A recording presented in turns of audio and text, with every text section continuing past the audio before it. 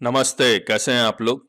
हमने जीएसटी का सॉल्यूशन पूरा कंप्लीट हम लोग सॉल्व करके यूट्यूब में डाल चुके हैं और यहाँ पर अब हम लोग सीए इंटर टैक्सेशन जनवरी 2021 सजेस्टेड आंसर सीए इंटर यानी कि न्यू सिलेबस का वो हम लोग सॉल्व कर रहे हूँ। मैं हूँ सीएस के अग्रवाल और इसका पीडीएफ हम लोग अपलोड भी किया था टेलीग्राम में, वहाँ से भी आप डाउनलोड कर सकते हैं। वो वर्जन 1 था, ये वर्जन 2 था, क्योंकि फर्स्ट हैंड जब हमने इसको सॉल्व किया तो कुछ गलतियां थी, उसको हमने बिल्कुल ठीक कर दिया।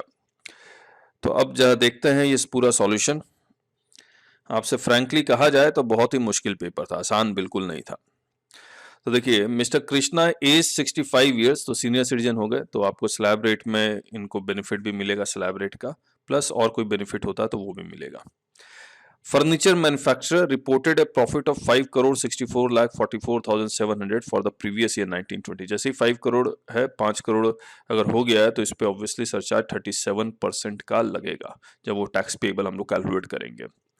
अब देखते हैं इसमें डेबिट और क्रेडिट। अब देखिए, जो ट्रेडिशनल था उसमें प्रॉफिट ऑन लॉस अकाउंट देते थे, अब उन्होंने प्रॉफिट ऑन लॉस अकाउंट नहीं दिया, डेबिट्स और क्रेडिट्स लिख रहे हैं। तो ये बेसिकली ऑडिटिंग जब करते हैं तो ये सब स्टेटमेंट के थ्रू तरह भी आप लिखते हैं कि इतना डेबिट हो गया, इतना क्रेडिट हो गया, प्लस अदर इन्फॉर्मेशन। तो बिल्कुल आप आईपीसीसी का क्वेश्चन पेपर देखिए, बिल्कुल ट्रेडिशनल तरीका है। और लेकिन अगर आप सीए इंटर का पेपर देखें जो न्यू सिलेबस का है, डिफिकल्ट है, आपको बहुत ज्यादा सेल्फ स्टडी करनी पड़ेगी तब जाके होगा। तो एज ए टीचर हम लोग तो पूरी कोशिश करते हैं, लेकिन ऑब्वियसली बहुत सारी चीजें रह भी सकती हैं पढ़ाते वक्त। लेकिन आपको सेल्फ स्टडी करेंगे तो आपके दिमाग में जितना बैठा रहेगा, याद करना बहुत जरूरी है। नहीं याद करेंगे तो मैंने जो बहुत सारी गलतियां मैं करता रहता हूँ, वैसी गलतियां आप भी करेंगे। तो याद करना बहुत जरूरी है। देखिए, mister Krishna age 65 years, a furniture manufacturer reported a profit of this. हम लोग पढ़ ही चुके, मैं आपको दिखलाऊंगा कितना एकदम बारीकी उन्होंने पूछा है। ₹20,000 पेड टू गुरुद्वारा, ये डेबिट है। ₹20,000 paid to gurudwara registered under section 80G, और ये इन कैश दिया गया है। तो अगर 80G में डिडक्शन चाहिए तो आपको कैश पेमेंट करेंगे तो डिडक्शन नहीं मिलेगा। अगर अप टू ₹2,000 का कैश है तो डिडक्शन मिल जाता है, एक्सेस ऑफ 2,000 का कैश का डिडक्शन नहीं मिलता है। तो ये डेबिट किया हुआ है तो इसको हम लोग प्लस करेंगे और 80G में माइनस भी नहीं करेंगे। तो ये प्रॉफिट ऑन लॉस अकाउंट में प्लस होगा और 80G में माइनस नहीं होगा। फिर 48,000 contributed to a university approved and notified under this section to be used for scientific research। तो इसमें वेटेड डिडक्शन मिलता है 150% का। इसमें 48,000 ऑलरेडी माइनस किया हुआ है और 24,000 माइनस कर देंगे। असेसमेंट ये 21-22 से वेटेड डिडक्शन को हटा लिया गया है, अब सिर्फ 100% डिडक्शन मिलेगा। तो अगर 21-22 का नेक्स्ट ईयर का कैलकुलेट कर रहे थे तो इसका हम कोई एडजस्टमेंट नहीं करते, लेकिन फिलहाल यहाँ पर और 24,000 माइनस करेंगे। इंटरेस्ट पेड 1,67,000 जो डेबिट किया हुआ है फॉर ई व्हीकल के लिए, फॉर इस पर्सनल यूज है, तो इसको मैं पूरा का पूरा प्लस कर दूंगा। और 80 EEB में 100% allowed as deduction but maximum 150, तो 150 माइनस करूंगा 80 EEB में। फिर his firm has purchase timber under a forest lease of 2 lakh for the purpose of business, furniture manufacturer के लिए, और ये फर्नीचर मैन्युफैक्चरर है और फॉरेस्ट लीज के लिए खरीदा गया है। तो ये इसका टीसीएस नहीं कलेक्ट होगा अगर वो डिक्लेरेशन देता है कि मैं इसको अपने बिजनेस के लिए यूज करूंगा, देन नो टीसीएस। तो ये सेक्शन अगर एग्जैक्ट पूछेंगे तो ये हमने लिखा भी है, section 206C sub section 1A। अब आइए, तो ये हो गया और इसका हमने सॉल्यूशन देखिए, हमने कैसे लिखा हुआ है इसका solution. Computation of total income में कैश डोनेशन प्लस कर दिया, 80 EEB का ई व्हीकल जो उसने खरीदा था वो हमने प्लस कर दिया। मैं यहाँ पर पर्सनल भी लिख सकता हूँ, पर्सनल व्हीकल, लेकिन ईईबी लिख दिया ताकि याद रहे। और और क्या प्लस करना था, और हाँ 24,000 एक्स्ट्रा माइनस करना था, वो हमने यहाँ माइनस कर दिया। अब वापस आते हैं, अब क्रेडिट में आते हैं। Income of 4 lakh from royalty on patent registered under the Patent Act received from different resident clients. No TDS was need to be deducted by any of the clients. तो इसमें क्या होगा, ये 4 lakh income from other sources की है, तो ये 4 लाख ये क्रेडिट किया हुआ है, तो मैं पीजीबीपी से माइनस करूंगा, अदर सोर्सेस में प्लस कर दूंगा। और 80 आरआरबी में मैक्सिमम 3 लाख का इसको डिडक्शन मिलेगा और सेक्शन 115 BBBF में इस पे जो टैक्स रेट है वो 10% है if many other conditions are satisfied. तो हमने क्या किया है इसमें, बड़ा सिंपल, ये 4 लाख हमने पीजीबीपी से प्लस किया हुआ था, तो ये 4 लाख रॉयल्टी का हमने माइनस कर दिया, अदर सोर्सेस में 4 लाख प्लस कर दिया, और जब हम लोग टोटल इनकम निकाल रहे थे तो उसके ग्रॉस टोटल इनकम में से, ये ग्रॉस टोटल इनकम में से ये 3 लाख माइनस करना था। कहाँ गया, ओहो यहाँ पर 3 लाख होगा, तो ये 3 लाख माइनस करके 555,86700 टोटल इनकम आ गया। फिर हम लोग इस पे टैक्स कैलकुलेट करेंगे, लेकिन आगे कुछ और। Second point, he received rupees 3 lakh from a debtor which was written off as a bad debt in the year 15-16. Amount due from debtor is 5 lakh, out of which officer had only allowed 3 lakh as deduction in computing the income for the assessment year 16-17. इसका मतलब 5 लाख रुपया का date था, लेकिन आपको सिर्फ 3 लाख रुपया का ही असेसिंग ऑफिसर ने डिडक्शन दिया, यानी कि 2 लाख ऑलरेडी टैक्स हो चुका था। अब अगर रिकवरी 3 लाख हो रही है तो 3 लाख रुपए में से 2 लाख ऑलरेडी टैक्स है और एक्स्ट्रा 1 लाख ही टैक्स होना चाहिए था। तो अगर आप 3 लाख रुपया इसमें ऐड किया हुआ है तो 2 लाख रुपया आपको माइनस करना पड़ेगा। तो हमने क्या किया, ये 2 लाख रुपया पीजीबीपी के साथ यहां पर माइनस कर दिया, ऑलरेडी टैक्स डेट। वापस आते हैं, he sold some furniture to his brother for ₹7 lakh. The fair market value of such furniture, value लिखना रह गया, value of such furniture was 9 lakh. अब देखिए इसमें गिफ्ट वाला भी, गिफ्ट का कोई भी कॉन्सेप्ट एप्लीकेबल नहीं होगा, because that is not a specified asset. Jewellery ये सब होता तो मे बी एप्लीकेबल हो जाता, लेकिन यहाँ पर ये सेक्शन वो 43CA या 56 ये सब एप्लीकेबल नहीं होगा, नहीं 40A सबसेक्शन 2 एप्लीकेबल होगा। 40A सबसेक्शन 2 अगर एप्लीकेबल होना ही होगा तो वो उसके ब्रदर को होगा, लेकिन यहां पर इसका कोई एडजस्टमेंट नहीं होगा। अब अदर इंफॉर्मेशन में आते हैं। Depreciation in books of accounts is computed, कोई बात नहीं, यहां पर देखते हैं। Mr. Krishna purchased a new car for ₹12 lakh on 1st September 2019 and the same was put to use in the business on the same day. No depreciation for the same has been taken. अब क्योंकि ये जो enhance depreciation का rate उन्होंने कुछ period के लिए लेके आए, 23 अगस्त 2019 से लेकर 31 मार्च 2020 तक आपने खरीदा है तो 30% का डिप्रिसिएशन है, वो 30% का डिप्रिसिएशन हमें माइनस करना है। अदर इंफॉर्मेशन लिखा हुआ है और हम लोग ये मान रहे हैं कि ये माइनस नहीं किया हुआ है, तो हम लोग इसको माइनस कर देंगे। तो हमने यहाँ पर पीजीबीपी कैलकुलेट करते वक्त ये 3,60,000 डिप्रिसिएशन माइनस कर दिया था। अगर आप टोटल अब रिकॉल करेंगे तो 20,000 कैश डोनेशन माइनस किया हुआ था, प्लस कर दिया। 1,67,000 इंटरेस्ट जो इलेक्ट्रिक व्हीकल खरीदने के लिए था माइनस किया हुआ था, प्लस कर दिया। 2 लाख ऑलरेडी ये प्लस किया हुआ था तो माइनस कर दिया, क्योंकि ये तो ऑलरेडी पहले ही टैक्स हो चुका था। 3,60,000 माइनस नहीं किया हुआ था तो हमने माइनस कर दिया। 4 लाख की रॉयल्टी प्लस की हुई थी, माइनस कर दी, और 24,000 वेटेड डिडक्शन एक्स्ट्रा वो माइनस करके इतना पीजीबीपी का इनकम आ गया 5,56,47,700। और ये 4 लाख जो हमने रॉयल्टी यहां माइनस किया है वो अदर सोर्सेस में प्लस कर दिया। अब आगे करते हैं, कितना हेवी क्वेश्चन बनाया है, बाप रे। अब ये देखिए थर्ड क्वेश्चन बड़ा इंटरेस्टिंग है। अगर आप थर्ड क्वेश्चन को पढ़ेंगे तो 30 मार्च 2017 को इसने कोई घर खरीदा था, यानी कि 16-17 में उसने कोई घर बेचा था जिससे कैपिटल गेन आया था 25 लाख। अब इस 25 लाख का एग्जाम्पशन क्लेम करने के लिए उसने 25 लाख डिपॉजिट भी कर दिया। तो ये 16-17 का कैपिटल गेन अगर आप निकालेंगे तो 25 लाख माइनस 25 लाख नील हो गया। उसने और एक घर बेचा 1920 में, जिसमें से उसका लॉन्ग टर्म कैपिटल गेन आया 50 लाख, और उसने जो डिपॉजिट किया था 25 लाख उसको और प्लस 75 लाख मिला के उसने 1 करोड़ का घर खरीदा। अब जनरली होता क्या है सेक्शन 54 के एग्जाम्पशन में कि एक घर बेचिए और 2 घर खरीदते हैं, अगर आपका capital gain up to 2 crore है तो आपको एग्जाम्पशन मिल जाता है। लेकिन यहां पर उल्टा हो रहा है, आप 2 घर बेच के 1 घर खरीद रहे हैं, और वो जो 2 घर बेच रहे हैं वो डिफरेंट फाइनेंशियल ईयर में बेच रहे हैं, उसके बावजूद क्या आपको एग्जाम्पशन मिलेगी या नहीं मिलेगी। तो मुझे इसका, मैंने केस लॉ तो बहुत देखा, मुझे मिला नहीं। आप लोगों को अगर पता हो तो उसका कमेंट बॉक्स में जरूर लिखिए। तो कोई ना कोई केस होना चाहिए जहां पर कोर्ट ने यह कहा है कि ये बेनिफिशियल प्रोविजन, इसका एग्जाम्पशन मिलना चाहिए। तो इसीलिए हमने इसका एग्जाम्पशन दे दिया। 17-18 में ये 16-17 का तो मैं 16-17 कर देता हूँ। हेवी क्वेश्चन है 16-17 और 19-20। तो 16-17 में 25 माइनस 25 नील हो गया। अब उसने 1 करोड़ का घर खरीदा, तो लेकिन 19-20 में 50 लाख का ही कैपिटल गेन अराइज हुआ, तो 50 माइनस 50 नील हो गया, तो कैपिटल गेन नील आ जाएगा। अब यहां आते हैं, इसने हेल्थ इंश्योरेंस लिया है 5 साल के लिए, तो आपको 80D का पता ही है, आप 30,000 को 5 से डिवाइड कर दिए, 6,000 पर ईयर वो 80D का रिडक्शन क्लेम कर लेगा।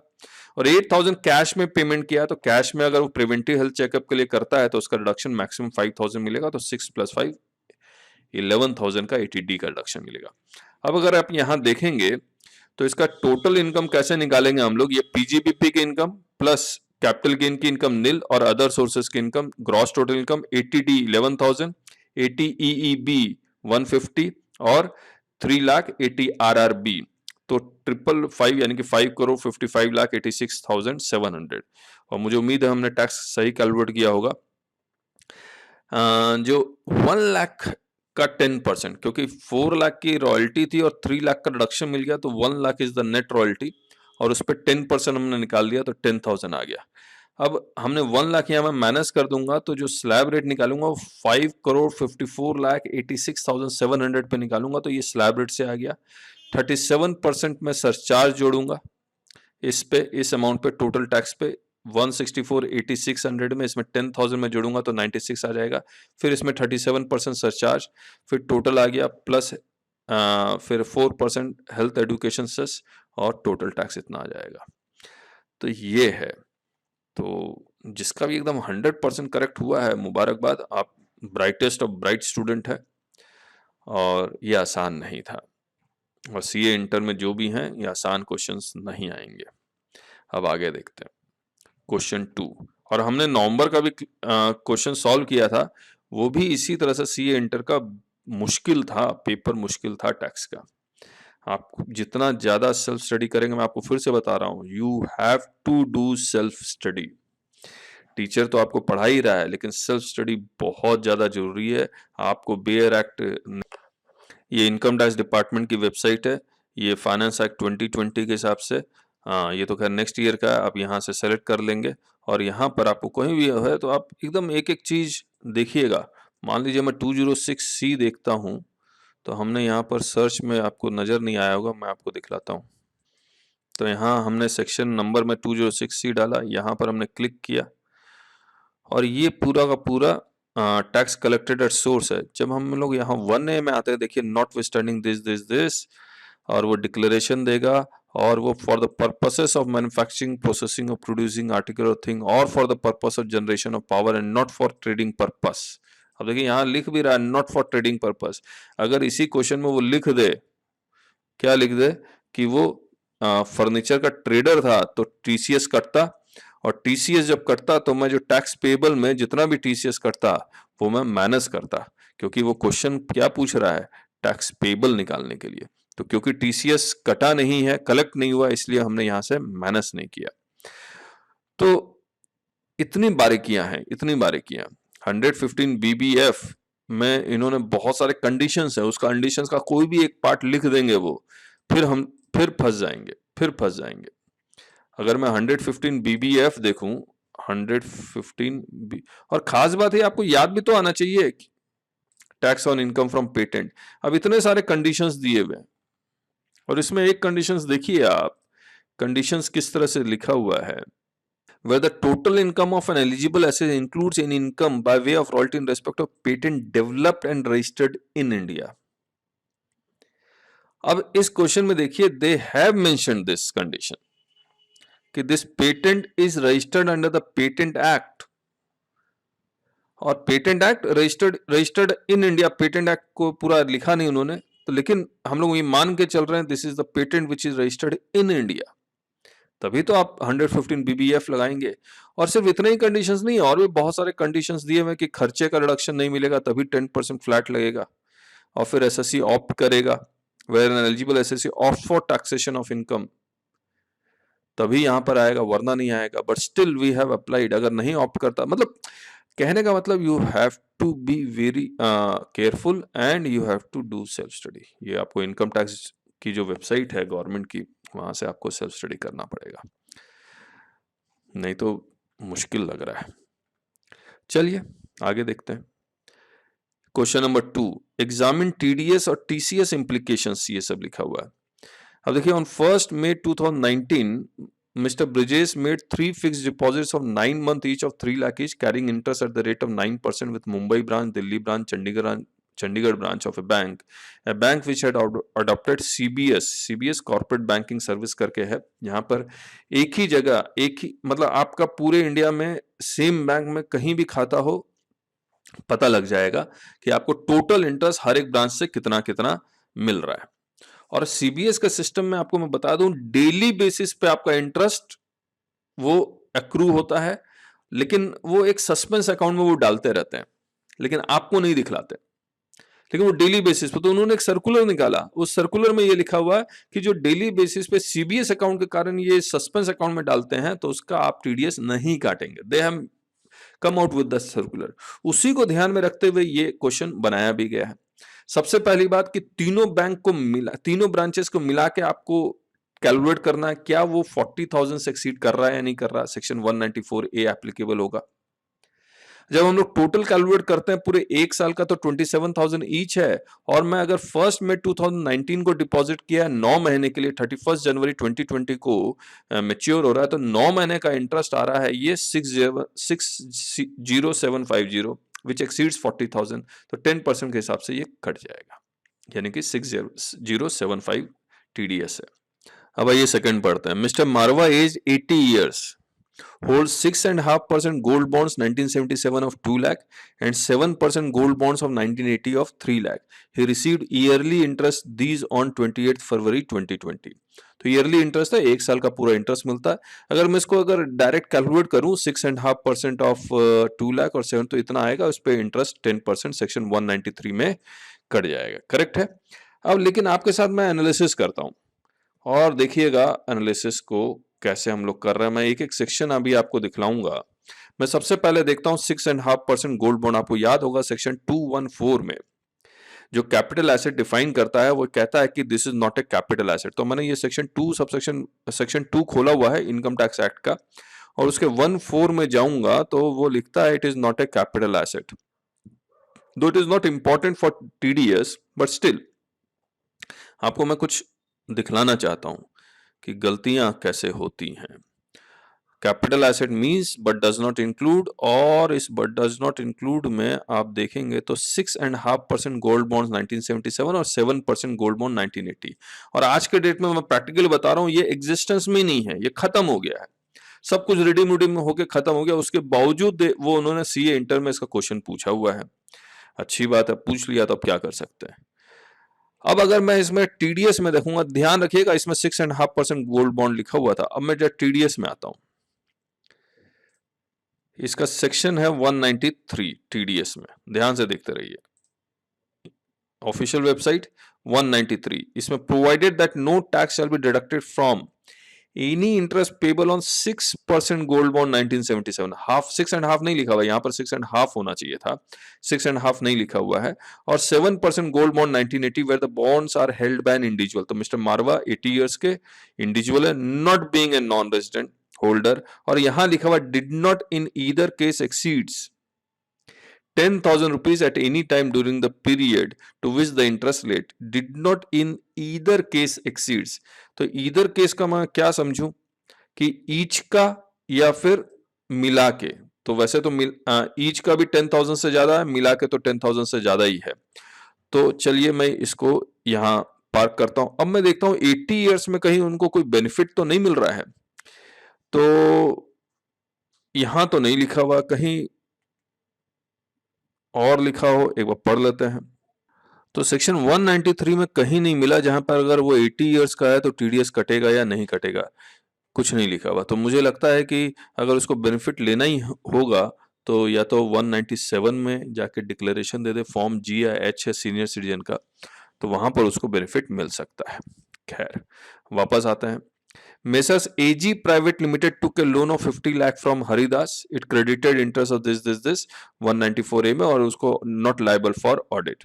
तो obviously not liable for audit. Individual और एचयूएफ के लिए, कंपनी के लिए नहीं है, तो उसको टीडीएस काटना पड़ेगा और सेक्शन 194A में। अब यहाँ mister Prabhakar is due to receive 6 lakh on 31 March 2020 towards maturity proceeds of LIC policy. सबसे पहले देखना होगा ये जो मैच्योरिटी प्रोसीड्स 6 लाख का मिल रहा है ये टैक्सेबल है या एग्जेम्प्ट है। तो premium for any year exceeds 10% of the assured amount तो टैक्सेबल हो जाएगा। तो 5 लाख का 10% 50,000 आता है और वो एक्सीड कर रहा है वे अबव 50,000 तो 1,40,000 दे रहा है। तो ये 6 लाख जो मिलेगा वो टैक्सेबल हो जाएगा, पूरा का पूरा 6 लाख टैक्सेबल हो जाएगा। लेकिन इन्होंने एक अमेंडमेंट किया कि अब जो टीडीएस का rate 5% of the income comprise therein, उन्होंने एक वर्ड जोड़ा है of the income comprise therein. तो 1 लाख, अब इनकम कितना है जो उसने दिया वो इनकम नहीं है, तो 1,40,000 इंटू 4, 4 साल के लिए दिया 560 और मिल कितना रहा 6 लाख। तो टीडीएस कटेगा 40,000 के ऊपर 5%, दैट इज ₹2,000। तो हम लोग तो ये कह रहे हैं these are the new age questions. ये वाला सीबीएस ब्रांच का ये तो पूछना ही नहीं चाहिए था उनको, ये तो खत्म ही हो चुका। लेकिन दे हैव आस्क्ड, आप सोच के देखिए वो सेल्फ स्टडी मैं क्यों बोल रहा हूं। मैं तो नहीं पढ़ाता क्योंकि ये खत्म ही हो गया, तो मैं क्यों पढ़ाऊंगा इसको। और मैं सपने के सपने में भी नहीं आएगा, जो चीज खत्म हो गई है उसका वो क्वेश्चन भी पूछेंगे। बट स्टिल उन्होंने पूछ ही लिया और दिस इज इंटरेस्टिंग क्वेश्चन। और ये भी एक इंटरेस्टिंग था। ये दो इंटरेस्टिंग क्वेश्चंस थे। अब आइए बी में 35 AD। ये क्वेश्चन कभी उन्होंने पहले भी पूछा था, क्योंकि हमने किताब में एज इट इज तो नहीं, लेकिन ऐसा ही क्वेश्चन हमने अपनी किताब में भी लिखा हुआ है। और ये कोई पास्ट ईयर में कभी ना कभी क्वेश्चन आया है तो भी हमने लिखा, वरना मैं लिखता नहीं। ये देखिए इलस्ट्रेशन 1, एकदम सेम वैसा ही क्वेश्चन है। Warehousing 10AA 35 AD, exact वैसा ही क्वेश्चन है ये, लेकिन हमने लिखा नहीं है किस ईयर में आया हुआ है, या तो सीए फाइनल से हमने उठा के यहाँ डाल दिया होगा। बट इन एनी केस अब यहाँ वापस आते हैं। अब देखिए, अच्छा इस क्वेश्चन में खास बात देखिए, आपको ने तो किया ही हुआ है।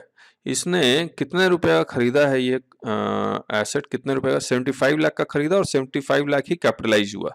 इन्होंने कुछ लगता है यहाँ 63 टाइपिंग मिस्टेक है, 93 लाख का खरीदा है, कहाँ 93 लाख का खरीदा और 63 कैपिटलाइज कर दिया। तो होना चाहिए था 93 कैपिटलाइज, तो ये मिस्टेक होगी। और पता लगा ये मिस्टेक सजेस्टेड आंसर में वो खुद चेक करते वक्त ना कर दे। खैर इन एनी केस, तो अब आते हैं हम लोग इसमें 35 AD में वेयर हाउसिंग फैसिलिटी ये सब है। उसने 93 लाख का खरीदा, कॉस्ट ऑफ लैंड 13 लाख है, तो लैंड का तो 35 AD में रिडक्शन मिलता नहीं है। तो हमने क्या किया, 63 माइनस 13 लाख 50 लाख कर दिया। अगर ये सही टाइप हो जाता तो 93 माइनस 13 करता 80 लाख। खैर ये गलती है तो है। तो 1 करोड़ 10 लाख का प्रॉफिट है वेयर हाउसिंग में, 50 लाख माइनस कर दिया, जो डिडक्शन 35 AD का मिलता है, तो 60 लाख पीजीबीपी की इनकम हो जाएगी। इसके बाद अच्छा ये पीडीएफ आप डाउनलोड कर सकते हैं, वर्जन 2 इसका हम लोग नाम देंगे। तो वर्जन 1 को एकदम इनकम टैक्स का पोर्शन भूल जाइए, क्योंकि बहुत सारी मिस्टेक्स थी उसमें। तब वो मिस्टेक्स थी क्योंकि थी, अब क्या कर सकते हैं। अब इसको देखते हैं, net profit of SCG 10AA का। तो net profit of SCG 50 divided by total turnover into 90 export cell, तो 30 लाख एक्सपोर्ट प्रॉफिट आ गया। अब जो टैक्सेबल कितना होगा, 50 माइनस 30 20 लाख होगा। तो 60 लाख वेयर हाउसिंग का, 20 लाख एससीजेड का, 80 लाख आ गया। यानी कि 35 AD का भी रिडक्शन क्लेम कर लिया और 10AA का भी रिडक्शन क्लेम कर लिया। और ये 5वें साल का है, इसीलिए 100% माइनस होगा। अगर 11th ईयर का होता, सॉरी 6th ईयर ऑनवर्ड्स होता, तो 50% ही माइनस होता। लेकिन ये 5वें साल का ही है।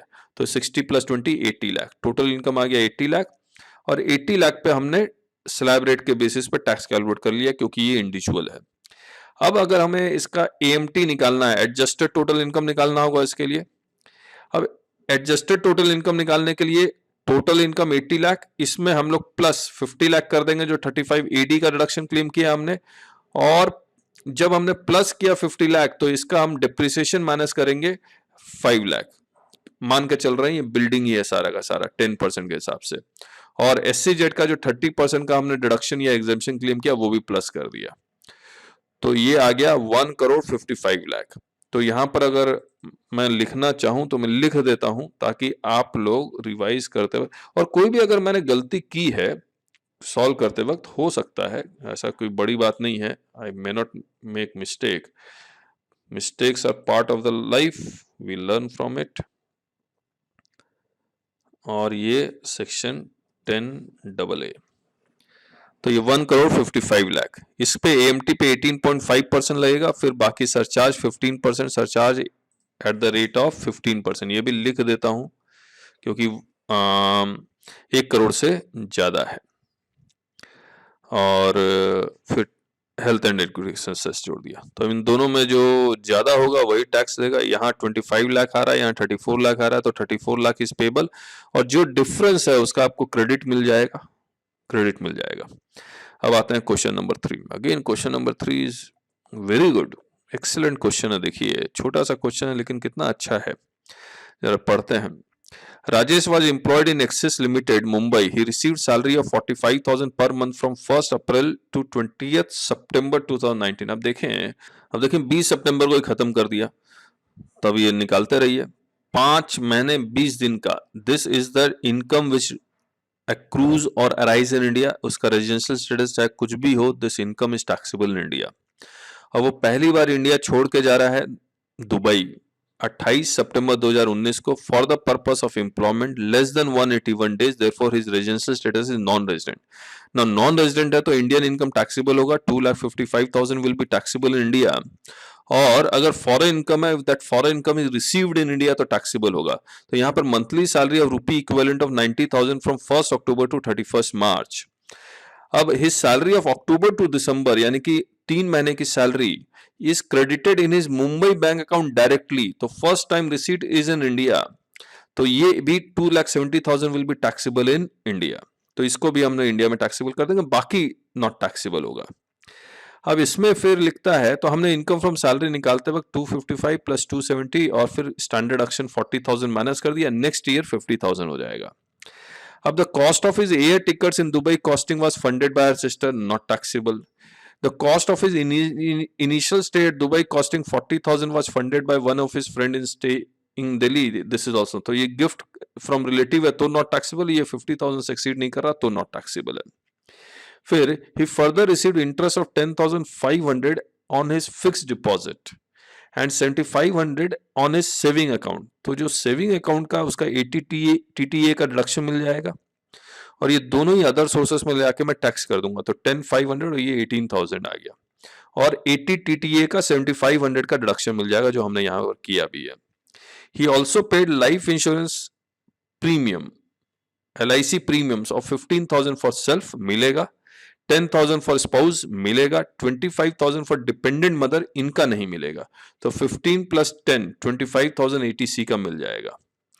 कंप्यूट टैक्सेबल इनकम, तो ये टैक्सेबल इनकम आ गया। सैलरी आ गया 485 plus 18,000, gross total income 80C minus किया, 80 TTA माइनस किया, 470,500। तो इस पूरे क्वेश्चन में आप देखेंगे तो यहां पर ये पूरा फर्स्ट पैराग्राफ ये बहुत ज्यादा इंपॉर्टेंट था, मुझे लगता है पूरा क्वेश्चन बहुत अच्छा उन्होंने बनाया है। अब आते हैं बी पार्ट में। अगेन बी पार्ट देखिए, mister Hari age 57 years, non resident external account का इंटरेस्ट एग्जेम्प्ट होता है अंडर सेक्शन 10 सबसेक्शन 4। फिर interest on saving bank account maintain with State Bank of India 80 TTA का डिडक्शन मिल जाएगा 8,000। सीनियर सिटीजन नहीं है, 60 ईयर्स के होते हैं तो मैक्सिमम 50,000 का डिडक्शन मिलता है। और interest on fix deposit with Punjab National Bank taxable no deduction, तो सिर्फ यहां पर आपको 8,000 का डिडक्शन मिलेगा, और कोई इनकम है नहीं, ये इनकम तो एग्जेम्प्ट हो गई। तो इनकी अगर इनकम देखेंगे तो it does not exceed basic exemption, तो इनको रिटर्न फाइल करने की जरूरत नहीं है। अब अगर रिटर्न नहीं फाइल करना है, लेकिन इसमें एक, तो अब यहां देखें तो what will be your answer if he has incurred 4 lakh on travel expenses of his newly married son and daughter in law honeymoon in Canada.